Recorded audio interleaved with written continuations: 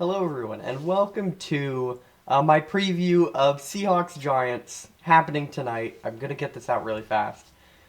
I know there was a lot of action this week. We had Bills Dolphins. That was a great game. I watched that. But I did want to preview this game, and then tomorrow, maybe Wednesday, I will give a breakdown of how it went. But for now, I'm just going to preview it. I have a little bit written down, some keys, things to look out for, so I'm just going to get right into it. Starting with the New York Giants, Saquon Barkley is questionable at the time of recording. I'm not sure if he was cleared or if he's going to play, but he is going to be key for the Giants in any he needs to play if they do really want to have a chance to win. He's why they came back against the Cardinals, or a big reason why.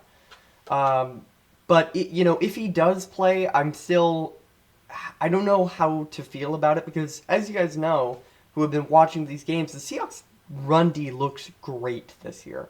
It is much improved. They put a lot of money and stuff into the run D this offseason, and it is clearly paying off. It is clearly working because they're a top, I think it's 5, it's definitely top 10 run D. I was worried about that, but it seems to be fixed. So even if he does play, I think his impact on the running game will be minimal. But in the pass game, that's definitely going to be, where they'd want him. Daniel Jones so far has been sacked a ton this season. We saw it a lot against the Niners and the Cowboys. So tonight against the Seahawks, against a bad pass rush, I'm interested to see how that plays out. Are the Seahawks are they going to play more like they did against Carolina, where they're getting a lot of pressure and they're getting to Daniel Jones in this game? I don't know. It depends on if Andrew Thomas plays. Again, I didn't check the full injury report. I checked the Seahawks. I didn't check the Giants. That's on my end. I will make a note to do that in the next video. But then the defense. So the Giants' defense has been iffy to start the year from everything I've seen. The pass rush and run defense has looked good. Correct me if I'm wrong, Giants fans, because again, the only game I've really truly watched from the Giants is against the Cowboys in Week 1. So,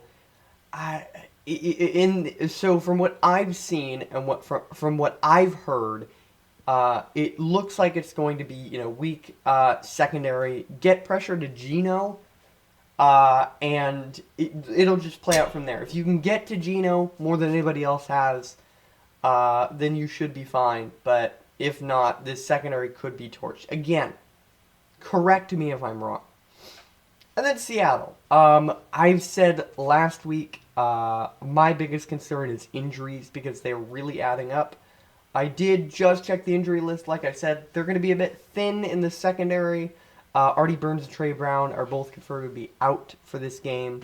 But Tariq Woolen is supposed to start and Jamal Adams is supposed to start. So those are two huge re-additions to the secondary, and I think could round them back to not quite where they were last year yet, but somewhere around there. So I think optimistically, we could be seeing a close to full-strength Seahawks defense for the first time this season, and if they play really well, if they suffocate the Giants like the Cowboys and Niners have been able to, I might be very optimistic going into the bye week. But the pass rush is my concern. It was really good last year. It was top 10, and it's just been gone this year. Uchenna Nwosu got all that money. He hasn't done a whole lot. There's not a lot of players from a opposing perspective. There's not a lot of players on the Seahawks defensive line that I look at and go, that guy's scary. He's going to destroy our game.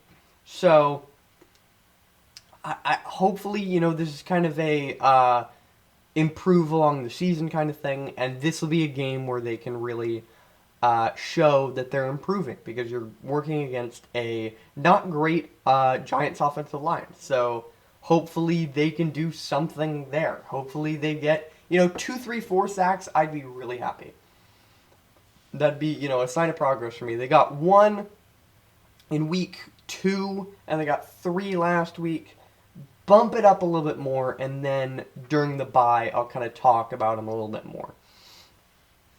Jackson Smith and Jigba. Seattle took him with a first-round pick. Everybody knows that. And he just hasn't been involved to start. He's kind of been check down guy, run the drag route underneath. Things that, he has barely been used at all. And it's kind of frustrating to see, especially since, again, this is supposed to be a top-flight elite offense. And so far, they've rebounded from their week 1 disaster offensively. And they put up 37 points last 2 games.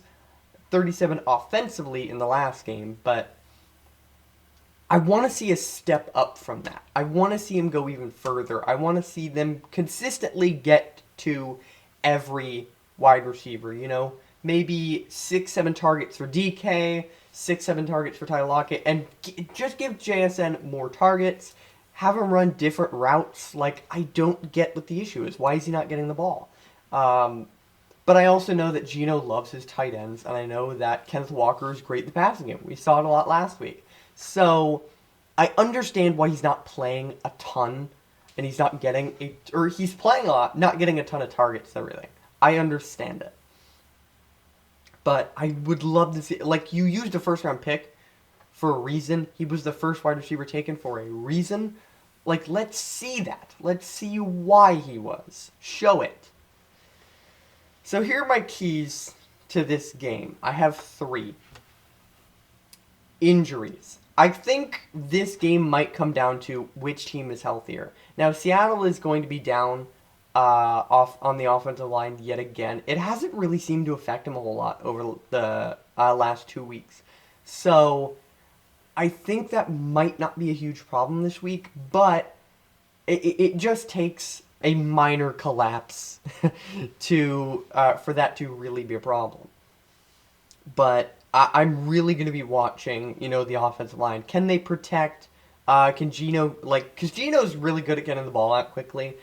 Can they protect him enough to maybe have longer developing plays, which they haven't had a ton of this year. So, but on the Giants side too, Andrew Thomas, Saquon Barkley, are they going to play? If they are, you have a great shot at winning, because this is a very vulnerable secondary in Seattle, which I'll get to in a second. Actually, I'm not, because that wasn't one of my keys. In the trenches, too, that'll be huge. And I know, the cliche, you have to win in the trenches. That's why the Eagles, had the best record in the league last year.